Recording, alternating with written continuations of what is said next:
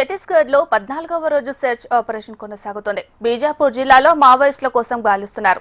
కరగుట్ట అడవుల్లో మావోయిస్టులు అమర్చిన ఐఈడీ పేలుడు దాటికి 2 ఎస్ఎఫ్టీ జవాన్లు గాయపడ్డారు. మరికొందరు గాయపడ్డారు. చికిత్స నిమిత్తం బీజాపూర్ ప్రభుత్వ ఆసుపత్రికి తరలించారు.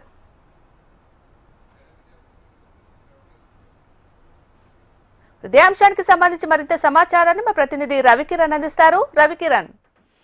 మీనాక్షి, ఛత్తీస్గఢ్ రాష్ట్రంలోని బీజాపూర్ జిల్లాలోని కర్రెగుట్టల్లో 14వ రోజు సెర్చ్ ఆపరేషన్ జరుగుతుంది. ఈ నేపథ్యంలో సెర్చ్ ఆపరేషన్ లో భాగంగా అక్కడికి వెళ్లిన నేపథ్యంలో జవాన్లకు ఐఈడీ పేలుడు ఘటనలో 3 జవాన్లకు తీవ్ర గాయాలయ్యాయి.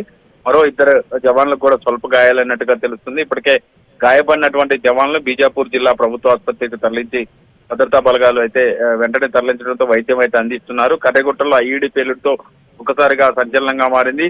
ఎస్టీఎఫ్ కు చెందినటువంటి ఈ జవాన్లకు గాయాలు కావడం, ప్రస్తుతం ఆ ప్రాంతంలో కూడా ఇంకా ఐఈడీ అన్న నేపథ్యంలో సెర్చ్ ఆపరేషన్ కూడా కొంత కంటిన్యూ చేస్తున్నారు.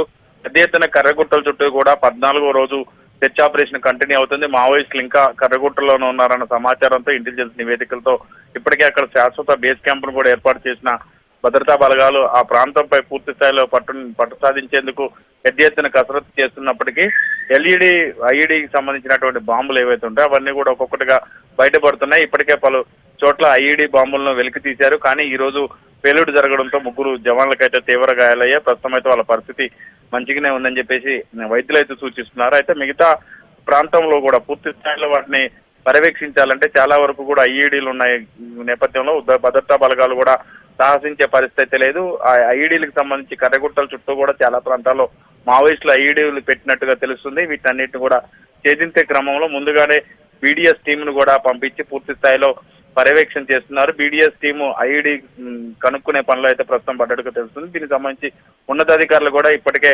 దీని మీద సమీక్ష నిర్వహించడం జరిగింది. కర్రెగుట్టలో 14వ రోజు సెర్చ్ ఆపరేషన్ కూంబింగ్ కూడా కంటిన్యూ చేస్తూనే మరోవైపు బీడీఎస్ టీంను కూడా అలాట్ చేసిన పరిస్థితి ప్రస్తుతం కనపడుతుంది. మీనాక్షి. Right, thank you.